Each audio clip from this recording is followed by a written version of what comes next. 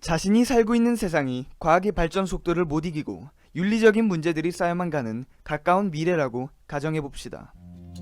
과학이 접합된 의학 기술이 크게 발전하면서 생긴 병들고 노화된 장기를 위한 인공장기를 생산하는 회사가 있습니다.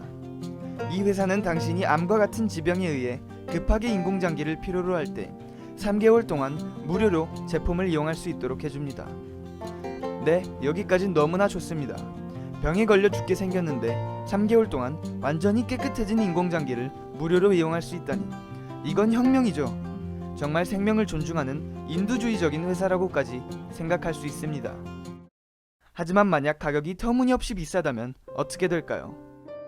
그리고 제값을 약속된 날까지 지불하지 않을 시 회사의 공식 직원인 회수원에게 인공장기를 도로 빼앗기게 된다면 아무리 회수원이 정식 면허가 있다 한들 당신은 벌벌 떨 것입니다. 두렵겠죠. 당연히 죽음이 기다리고 있으니까요.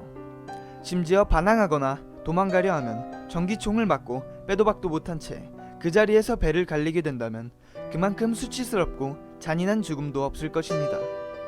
직접 그 상황에 놓이지 않는다면 절대로 공감할 수가 없는 고통이겠죠. 지금부터 제가 들려드릴 이 영화의 이야기는 심각하게 냉철하다 싶을 정도로 전문적인 리포맨에 대한 이야기입니다. 5등급 인공장기 회사원으로서 매우 실력 있는 그의 입장이 180도 달라지면서 시작되죠. Almost every job I do ends the exact same way. Some whimper, some cry, some even laugh. But in the end they all do the same horizontal mambo. 자신에게 장기를 회수당하는 사람들의 최후를 유쾌하게 묘사하는 그는 앞서 말했듯 일에 있어서는 매우 냉정한 모습을 보이고 뿐만 아니라 탁월한 재능까지 갖추고 있습니다. 싸움 실력을 봐도 그렇고 망설임 따위 없는 그의 행동거지를 봐도 그렇죠. 하지만 이런 그도 사랑하는 가족이 원한다면 직업을 그만둘 줄 아는 사람이었습니다. 더 이상 혼자가 아니기에 적성에 맞는 일을 그만두기가 찝찝하다 한들 가족과 일 둘 중에 하나만 선택해야 한다면 방법은 하나밖에 없습니다. 결국 아내의 성화에 못 이겨 영업직으로 전향하기 전 마지막 작업을 하게 된 레미. 그가 존경하는 아티스트의 심장을 가져가는 일인 만큼 반드시 탈없이 진행돼야 할 그의 은퇴식은 다행히도 평화롭고 안정적이게 풀리고 있습니다. 이제 제세동기를 이용해 고통도 덜어줄 겸 심장을 꺼내기 위해 작동 중지시켜야 하는 일만 남은 상황. 어처구니 없게도 오작동으로 인해 반대로 주인공이 기절을 하게 됩니다. 그리고 잠에서 깨어나 보니 그에겐 청천벽력과도 같은 말도 안 되는 상황이 벌어지게 되죠. 그가 인공심장을 달게 된 것입니다. 아무리 부인을 해봤자 이미 벌어진 일입니다. Carol. Lock's broken. My key works fine. Where are you going? 항상 회수만 하던 인공장기를 절대로 자신에게 혹은 자신과 가까운 사람에게 달게 될 일은 없을 것이라고 확신을 해오던 그가 인공심장을 몸속에 부착하게 되자 오랜 시간 내공을 쌓았던 리퍼라는 직업에 엄청난 회의감을 느끼게 됩니다. 엇보인 것일까요? 그는 더 이상 그의 일을 냉철하게 해내지 못합니다. 자신과 같은 상황에 놓인 사람들을 쉽게 죽일 수가 없는 것이죠.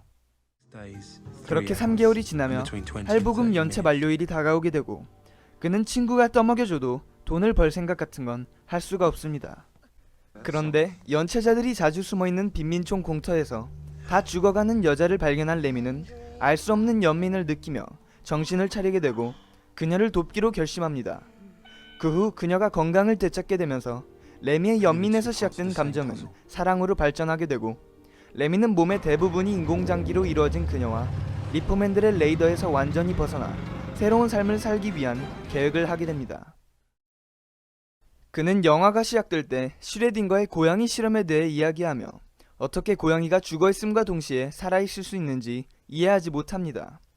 하지만 자신의 처지가 뒤바뀌게 되며 죽어있음과 동시에 살아있을 수 있는 것은 미래를 알 수 없기 때문이라는 것을 알게 되죠. 그는 죽음에 순응할 수도 있고 살기 위해 발버둥 칠 수 있습니다. 과학자가 아닌 고양이의 관점에서 이야기를 다시 들려주는 그는 자신의 운명을 직접 결정하기로 합니다. 그는 자신이 일하던 회사에서 기록을 지을 수 없다는 것을 알게 되자 잼머를 이용해 공항 검색대를 통과하고 나라를 뜨기로 결정합니다. 하지만 이마저도 리포들에게 발각돼 무산이 되고 한눈 수 없이 일단 부상을 입은 여자의 다리를 치료하기 위해 빈민가에 있는 비인가 시술소를 찾아갑니다. 하지만 이들은 수술을 끝마치고 돌아가던 도중 레미의 친구이자 동료 리포맨 제이크를 마주하게 됩니다.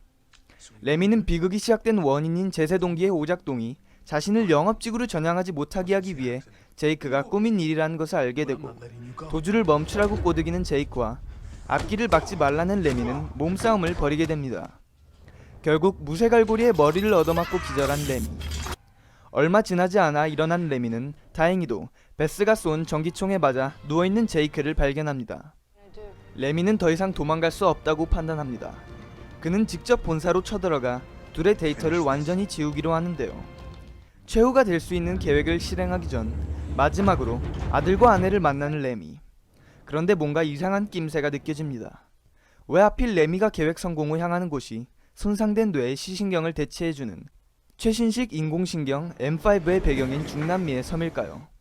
그리고 급박한 상황 속에서 말을 멈추지 않는 엄마를 전기총으로 쏘아 기절시키는 아들 또한 레미의 상상에서나 벌어질 일처럼 보입니다.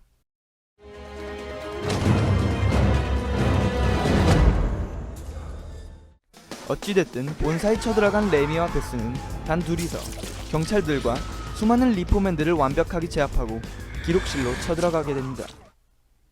하지만 기록을 지우던 그들은 다시 한번 제이크와 마주치게 되죠. 그런데 이게 어찌된 일일까요? 분명 아까 전까지만 해도 무쇠로 머리를 내려친 제이크가 갑자기 마음이 바뀌었는지 그들을 도와줍니다. 그리고 자신들의 기록을 지우고 본사의 인공장기 보관소를 폭파시켜버리죠.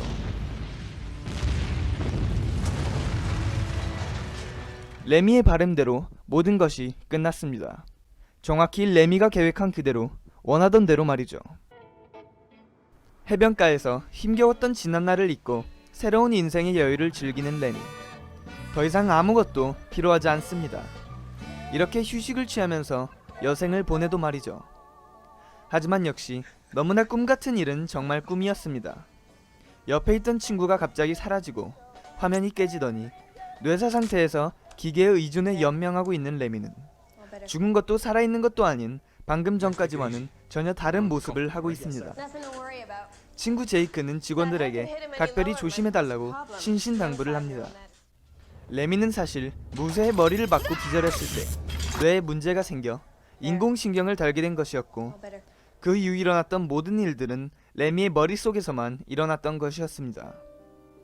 자신의 운명을 바꾸기 위해 발버둥 치던 레미는 결국 인공신경에 의지해 살아가야 하는 암울한 결말을 맞이한 것일까요? 아니면 머릿속에서 일어난 일들만큼은 그에게 행복을 가져다 주니 좋은 결말일까요? 레미는 고양이 실험에 대한 깨달음을 얻으면서 새로운 삶을 갈구하게 됩니다. 하지만 그의 운명은 결국 그의 손에 달려있던 게 아니었을 수도 있겠네요. 그는 죽지도 살아있지도 않습니다. 완전히 다른 의미에서 말이죠.